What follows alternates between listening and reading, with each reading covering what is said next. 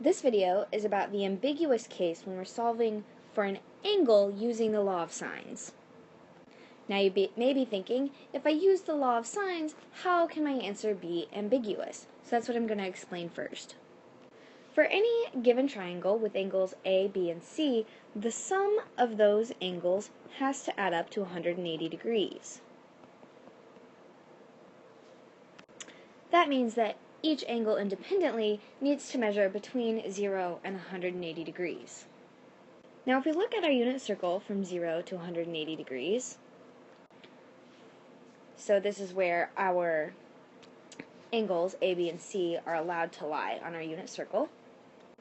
For any given angle that produces a y-coordinate of sine theta, we call our angle theta, there is another angle phi, which has the exact same y-coordinate, which means that the sine of phi equals the sine of my theta, even though in this example theta is an acute angle with a terminal side in the first quadrant, and phi is an obtuse angle with a terminal side in quadrant 2.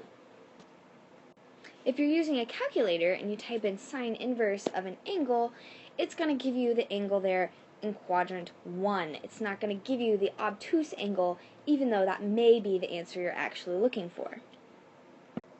Now, I'm going to use the law of sines to solve for theta here in my blue triangle and for phi here in my yellow triangle. So I'm just going to go ahead and set those up. So you may notice here, just from the setup, that it appears that we're going to get that our angle phi is equal to our angle theta, because we have sine of theta over 8 equals sine of 40 over 7, and we also have that sine of phi over 8 equals sine of 40 over 7. So in each of those, I'm just going to solve for the angle, and for each one I get the sine inverse of 8/7 times the sine of 40 equals my angle. When I plug that into my calculator, I get that that theta equals phi, which is approximately 47.275 degrees. Now, assuming that our two different diagrams here are to scale, this 47.275 number makes sense as an approximation for theta. However, it does not make sense as the approximation for our obtuse angle phi. To make sense of this, I'm just going to go to my unit circle. I've drawn it in from 0 to 180 degrees, because for a triangle, that's all that's really relevant. I've drawn in theta as being approximately 47 degrees. That's just a guesstimate. And now I'm going to look and see, okay, if I cut straight across to this point, this angle, I know because it has the same sine, it has the same y-coordinate, means that it also has the same reference angle as my angle theta. So if this is my angle phi, then my reference angle right here is also approximately 47 degrees, which means I can determine the value of phi using that information.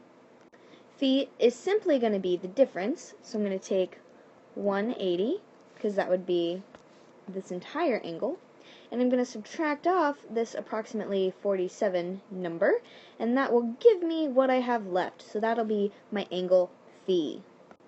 And that gives me 132.725. So that is the approximation for my angle phi.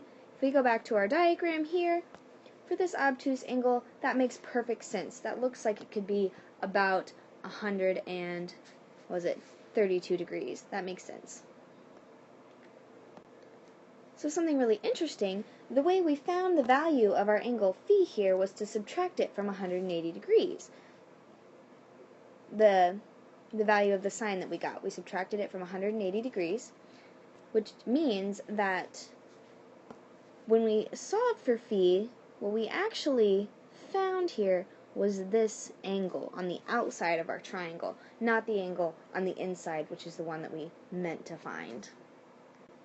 Just something cool to take note of. So just remember, if you use the law of sines to solve for an angle, make sure to consider the ambiguous case. My strategy is to always draw a picture or a diagram when I'm looking at a new problem, so that way I can kind of think about what makes sense as an answer and what doesn't, and then if I need to go to my unit circle and maybe solve for whatever that obtuse angle would be, I know that I need to do that. So, if you're not sure, draw a diagram. It'll help you make sense of what's going on.